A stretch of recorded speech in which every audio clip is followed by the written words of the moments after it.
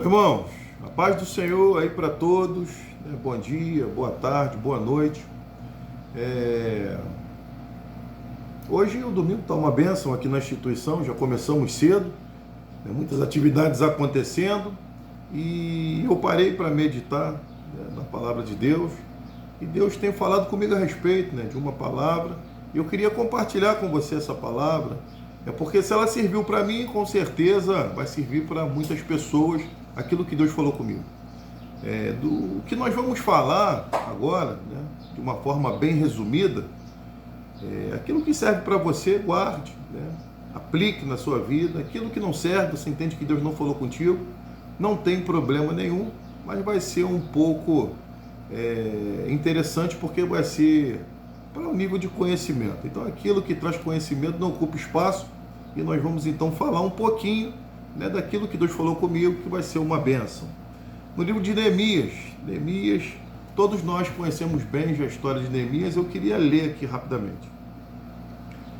Palavra de Neemias, filho de Acalias: e aconteceu no mês de Quisleu, no ano 20º, estando eu em Suzã, a fortaleza, que veio Anani, um de meus irmãos, ele e alguns homens de Judá, e lhes perguntei pelos judeus que tinham escapado e que restaram do cativeiro por Jerusalém.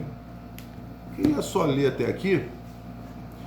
E Deus, ele me deu, né, um tema, né, para uma mensagem. Eu queria dar uma pincelada aqui para a gente poder alcançar a essência daquilo que em um determinado momento vai ser falado para o povo. Deus me deu uma mensagem e me deu um tema para essa mensagem. O tema da mensagem: os que falam e os que fazem. Os que falam e os que fazem. Há uma grande diferença entre falar e fazer. Eu comecei a examinar esse texto aqui e comecei a olhar um pouco a vida de Neemias. Neemias, como nós acabamos de ler, ele era o copeiro do rei Artaxerxes. Ele não era o único copeiro do rei. Tinha muitos outros copeiros que trabalhavam, prestavam serviço dentro desse reinado. Mas nós entendemos que Neemias, ele era um dos copeiros, ou o copeiro, que tinha acesso direto ao rei. Então isso eu entendo que é uma posição de confiança que Neemias exercia dentro desse palácio. Porque nós vemos que o que era entregue nas mãos do rei para que ele viesse a se alimentar, Neemias tinha a responsabilidade de examinar antes que chegasse às mãos do rei. Porque uma das ações, né, dos inimigos era matar o rei por envenenamento. Então existia essa pessoa que tinha a responsabilidade de zelar, de preservar a vida do rei para que ele não morresse por envenenamento. Então olha só, uma posição de confiança que Neemias exercia dentro desse contexto. E nós vemos que Neemias, ele tem a informação, né, de um de seus irmãos chamado Anani, de que os seus amigos, né, os seus conterrâneos que ficaram, que sobraram após da invasão persa, quem ficou para trás foram aqueles que não tinham dinheiro, aqueles que eram aleijados, os que não tinham utilidade, ficaram para trás. E a informação que é chegada aos ouvidos dele é que os muros de Jerusalém tinham sido derrubados e os portões queimados a fogo. E nós sabemos que os muros de Jerusalém, a cidade santa, fortificada, os muros serviam de separação, né? O portão de segurança. Então já não existia mais, só havia escombros, pessoas, né, vivendo em monturos. E quando ele toma essa informação, ele recebe, ele se entristece, ele se enluta, e ele entra em um período de oração. Ele começa a consultar a Deus, ele começa a pedir perdão aos pecados que o povo de Israel cometeu porventura e os pecados que os pais e ele cometeu. e começa a estabelecer ali um contato com Deus. Ele começa ali a estabelecer uma ligação com Deus. Ele consulta aquele que tem condição de resolver. Ele chama a atenção daquele que pode fornecer para ele as ferramentas para ele entrar em ação para resolver a solução dos seus irmãos, dos problemas. E eu comecei a perceber que Neemias, ele foi uma pessoa que tanto falava, mas que também fazia. E esse ponto que me chama a atenção é que Neemias, ele está em um lugar aonde talvez, né, a possibilidade de ajudar os seus irmãos seria pequena, porque ele está dentro de um palácio aonde ele foi levado cativo, aonde é como se fosse um prisioneiro, tendo que prestar serviços a um rei. Então, você presta atenção, ele consulta a Deus, e através dessa consulta que ele tem com Deus, ele toma a atitude de poder fazer um pedido, não só de orar, mas entre um período de santificação. Neemias, ele ora, Neemias, ele jejua e se apresenta diante do rei para poder levar o cálice. O rei percebe que existe algo de estranho e ele pergunta por que ele está se comportando de uma maneira diferente ou estranha, entendo que deve bater uma preocupação, e ele declara para o rei que ele está passando por dificuldade, porque os seus conterrâneos, o seu povo está passando dificuldade, e ele pede autorização para poder retornar e reedificar os muros de Jerusalém e levantar os portões novamente. Mesmo sem condição financeira, ele não só recebe a permissão, mas recebe todo o material necessário para que essa obra viesse a ser edificada. Ele ganha autorização, cartas para passar no meio de povos, ele ganha autorização para ir até a floresta, né, trazer as madeiras, creio que era de Asaf, ele consegue autorização e homens para poder estar trabalhando ao seu lado, e homens de guerra, homens de peleja para poder defender. E eu entendo que nessa construção, de uma forma bem breve, que nós estamos falando aqui, que a história é muito longa, nós sabemos que demorou 52 dias para construir um muro gigante, aonde passava até carroça e morava pessoas. Então aí você para poder pensar, né? Ele ganha autorização, ganha pessoas, né? Ganha material para poder iniciar a construção. E o que me chama ainda mais a atenção é que nessa construção não existiam só pessoas que estavam ali para poder ajudar. Existia também os opositores da obra. Existia também aqueles que estavam tentando desmotivar aquele que foi chamado por Deus. Sambalate, Tobias e Gesem. Nós conhecemos bem a história desses três e nós vemos que trabalharam de uma forma para poder desmotivar, descredibilizar, poder desacreditar, poder tirar a fé do povo, mas ele estava fazendo uma grande obra e ele não podia parar, ele não podia descer, porque Neemias não era uma pessoa que apenas falava que iria fazer, é um desses que diz que faz e que vai lá e executa aquilo que foi falado que seria feito.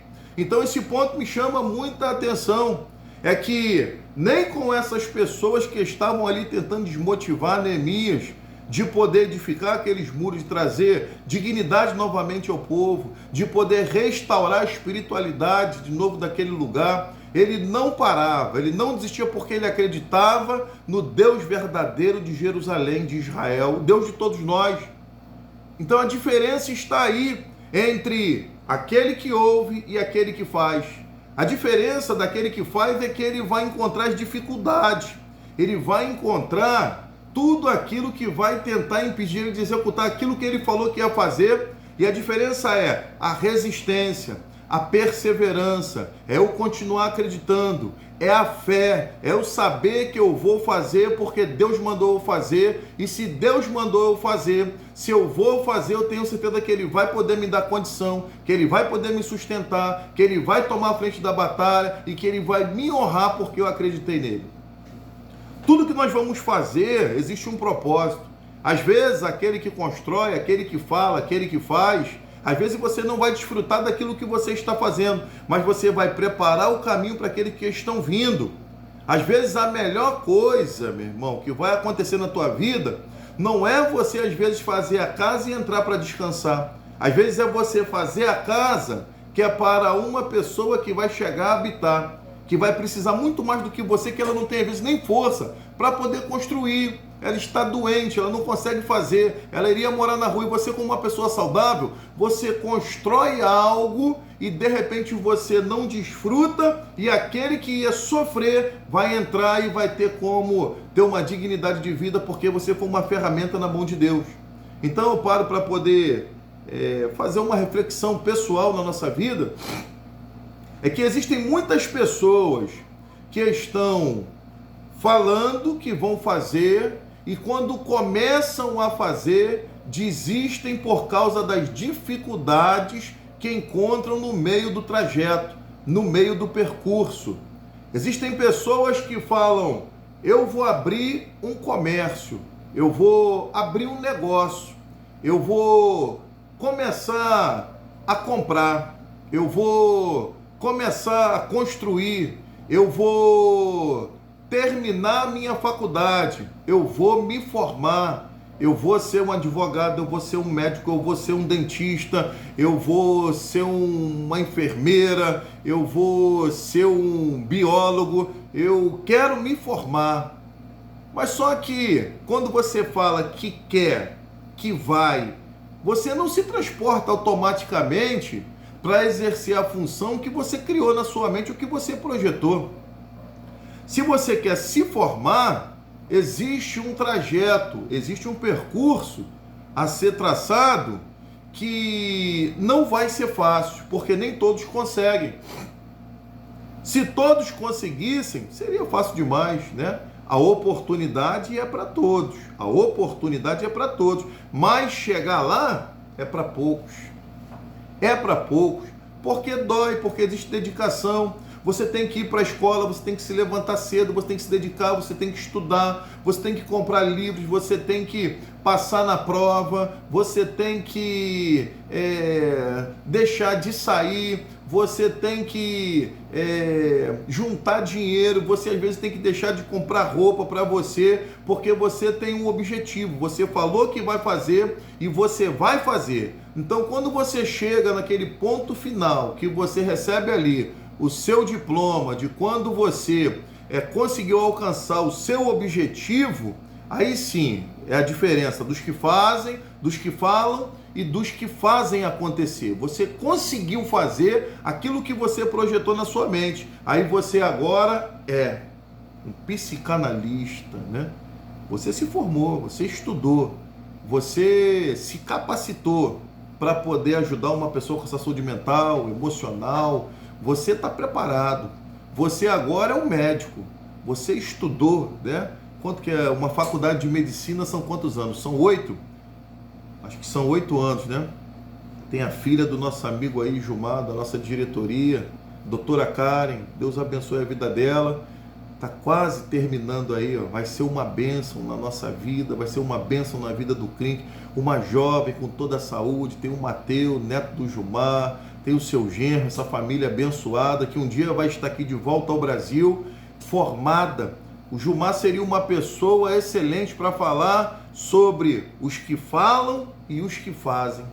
Só o Gilmar sabe, a esposa dele, o que ele tem passado, o que ele tem se dedicado, se desempenhado para que a doutora Karen chegue ao final da sua jornada. Tanto ele como a sua esposa, como a Karen. A Karen está lá, meu irmão, em outro país, se dedicando longe do pai, longe da mãe, estudando 24 horas por dia. Agora tem o Mateus e o negócio está sério, mas ela não desiste, o Gilmar não desiste, a mãe dela não desiste. Eles vão conseguir chegar no final desse percurso, porque não só falaram, mas estão fazendo. Aí vai vir a recompensa, né? Depois que foi feito aquilo que foi falado, aí vai vir, né? Doutora Karen, olha só, rapaz, aí vai vir aqui visitar os meninos, né? Vou no hospital, vou chegar lá, vou lá, quero ser atendido pela doutora Karen, essa daqui, eu quero ser por essa daqui. Então isso é uma bênção, irmão, você conseguir chegar ao seu objetivo, mas sabemos que entre falar e fazer, meu Deus, há uma distância muito grande, há uma luta muito grande. Nós vemos aqui que Neemias, ele, antes de tomar atitude, de poder fazer, nós vemos que ele consulta a Deus, ele para fazer uma oração, ele para fazer um concerto, ele para jejuar, ele para poder se fortalecer antes de fazer. Depois que ele fala com Deus, ele pede direção a Deus, ele começa a tomar as atitudes dele e tudo que ele vem fazendo vem dando certo. Você prestou atenção? Então, quando você fala que vai fazer e você busca em Deus força, você entrega essa jornada nas mãos do Senhor, Deus ele toma a frente, ele vai preparando o caminho. Você não está sozinho, porque aquele que está em Deus, ele é uma pessoa forte. Porque Neemias, quando ele começa a construção, você viu que veio pessoas para poder impedir a construção de ser feita, de descredibilizar. E nós vemos que Neemias libera uma palavra maravilhosa. Ele fala: meu irmão, não adianta, nós não vamos parar. E tem mais, na hora da repartição, na repartição das terras, vocês não vão ter parte com isso aqui não, porque vocês não ajudaram, vocês não acreditaram, ficaram foi aí tirando nossas forças, desmotivando, desanimando, então não vai ter parte na divisão das terras. Então viu que interessante? Então que quem estiver contigo no meio desse trajeto, no meio desse percurso, vai desfrutar junto com você. Mas se não tiver ninguém, eu tenho uma notícia para te dar. A pessoa mais importante desse trajeto, meu irmão, vai estar contigo e nunca vai te abandonar. Quem é? É o Pai, o Filho e o Espírito Santo, que é o suficiente para que tudo vá bem na sua vida. Então, você conseguindo chegar até o final do trajeto, do percurso, a vitória, irmão, está no final. A vitória não está no começo, a vitória não está no meio. O muro foi construído, o muro fortificado foi construído. Ele conseguiu fazer, ele acreditou num tempo recorde, 52 dias. Então você parou para entender? O teu muro, de repente, ele não vai ser feito em 52 dias, não. Vai ser feito o seu muro em 8 anos, meu irmão. 8 vezes 365.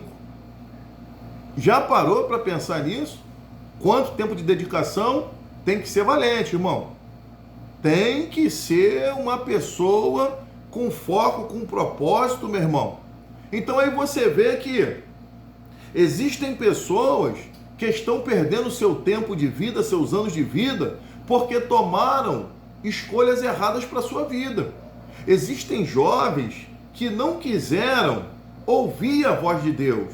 Existem pessoas que acabaram escolhendo a voz do mundo, a voz do mal, a proposta do adversário, porque a proposta do adversário é de interromper todo o projeto de Deus na sua vida. Existem pessoas que escolheram se enveredar no mundo do crime. Existem pessoas que quiseram se enveredar pelo mundo das drogas. Existem pessoas que resolveram se enveredar no mundo do vício não das drogas, mas de máquinas caça-níquel.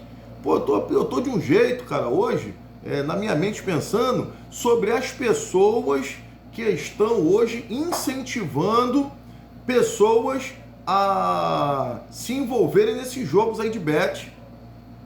É futebol, é aviãozinho, é tigrinho, é zebrinha, é mina, é um monte de coisa, cara, que tem acontecido. Pessoas que têm condição de influenciar outras pessoas, mas não influenciam para aquilo que é bom, influenciam para aquilo que é mal. Por quê? Influenciando as pessoas a jogarem, a se viciarem nesse tipo de jogos, elas ganham também dinheiro.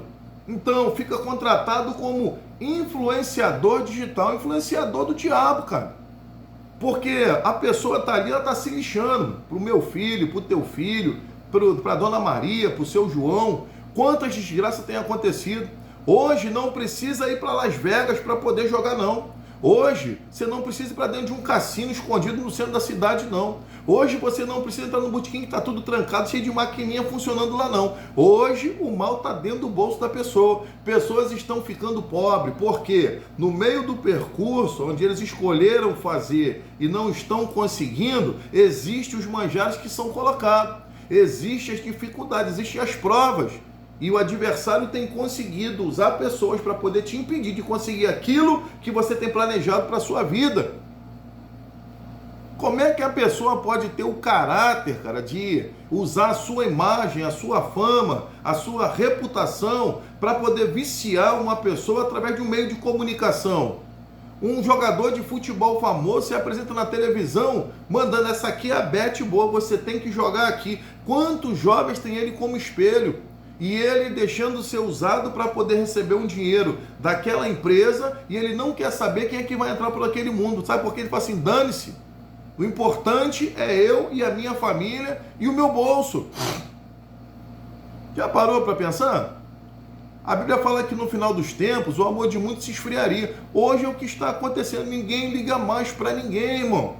É uma pouca vergonha, todo mundo incentivando o cara a fazer o mal, aquilo que é errado. Você olha hoje um jovem na televisão, ele está te mostrando que o que ele faz é bom, o que ele faz não presta, mas está te passando a mensagem que é bom. E o seu filho tem tido isso como informação do que é certo para a vida dele.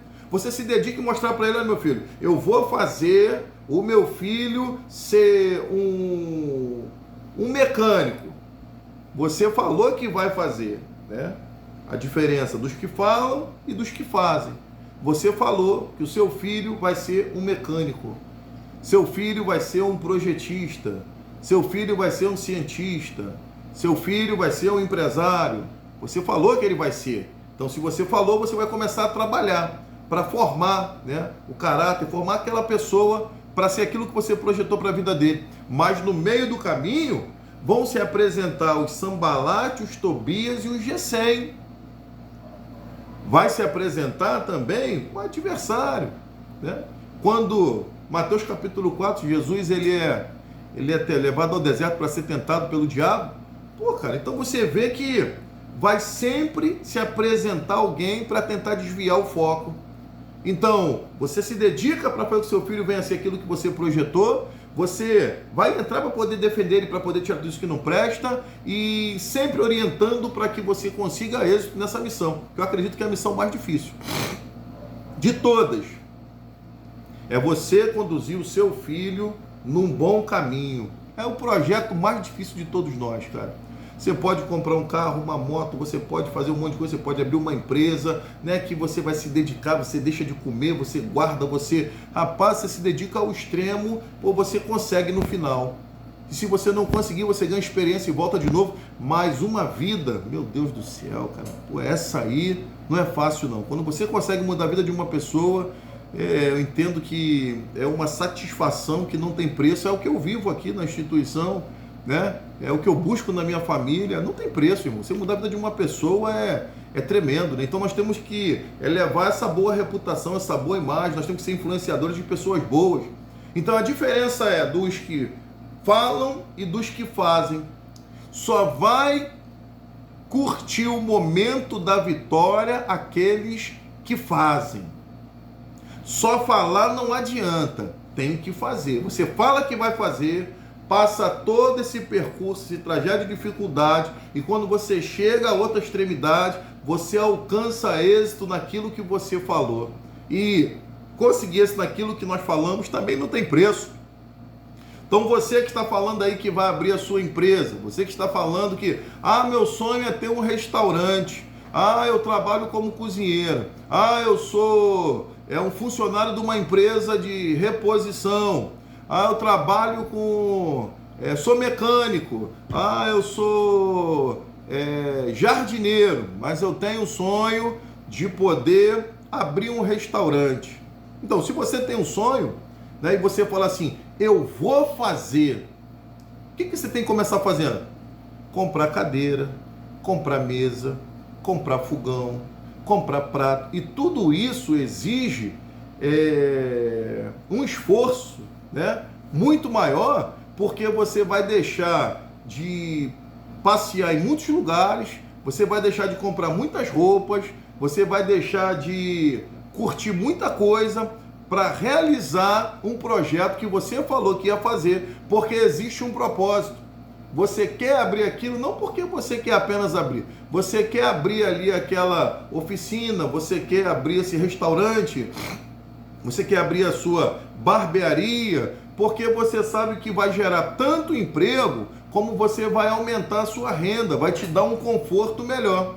Então, só que esse conforto ele não vai ser imediato, vai existir um projeto, um percurso a ser traçado para você alcançar aquilo que você planejou. Tem que executar para poder desfrutar. Então, muitas pessoas, quando começam, elas falam e começam a querer fazer aquilo que elas falaram para poder chegar ao final. Tem pessoas que começam e no meio do caminho ela acaba desistindo.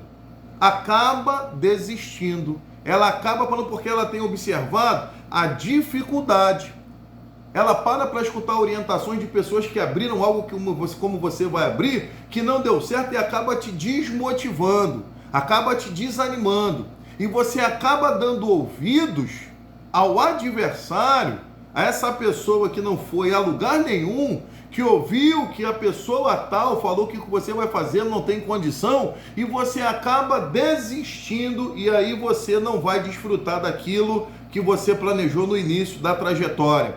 Acaba ficando na mesmice, você acaba continuando no mesmo lugar, vivendo da mesma maneira, sem que você viesse a desfrutar de coisas boas, melhores do que você estava desfrutando nesse momento. Então, meu irmão, você tem que ter essa visão. Qual é a visão? Falar e fazer. E entender que no meio desse percurso, coisas ruins vão acontecer, pessoas vão tentar te desanimar, mas o mais importante é o que nós aprendemos com Neemias. Ele sempre confiou no Deus verdadeiro. Ele sempre confiou, meu irmão, no Deus de Israel. Ele sempre confiou naquele que pode resolver os nossos problemas. Ele consultou a Deus. Ele jejuou, se santificou e depois colocou o seu plano em prática e conseguiu o êxito no final. Então, que você possa entender que dentro desse percurso, dentro dessa trajetória, que você não seja uma das pessoas que falam e que no meio do trajeto desistem, acabam se desanimando por orientações de pessoas que não são de Deus, que você possa entender que dentro desse ponto e do ponto final de execução daquilo que você pensou, daquilo que você falou que ia fazer, vai existir muitos momentos difíceis, mas se você estiver agarrado em Deus, pedindo orientação a Deus, Ele vai te defender de todos esses obstáculos, vai jogar por terra e você vai conseguir êxito naquilo que você planejou e você vai viver o melhor de Deus. Então preste atenção, guarde essa palavra, né, para a sua vida. Você que parou de estudar, volte a estudar. Você que tem um pensamento de abrir o seu negócio, seu comércio, que saiu do seu coração, volte a pensar dessa maneira, execute esse pensamento, porque Deus ele vai te honrar, porque você é uma peça muito importante. Aonde você está vivendo, aonde Deus te colocou, é porque existe um propósito. Neemias estava dentro desse reinado ali do rei Artaxerxes, porque existia um propósito. Porque se os muros de Jerusalém foram derrubados, os portões queimados a fogo, Deus permitiu que ele chegasse até ali, porque ele seria usado como instrumento para a reedificação da cidade santa. Então, que você possa entender que aonde você está nesse momento, é onde Deus te colocou, aonde você vai ser usado, aonde você vai conseguir a estratégia, aonde você vai conseguir o recurso para poder ser lançado mais forte e de uma forma ainda melhor. Deus possa falar com você nessa manhã de uma forma especial. Deus é contigo e só temos uma coisa a declarar. Venha para o Crink se você quer ser feliz.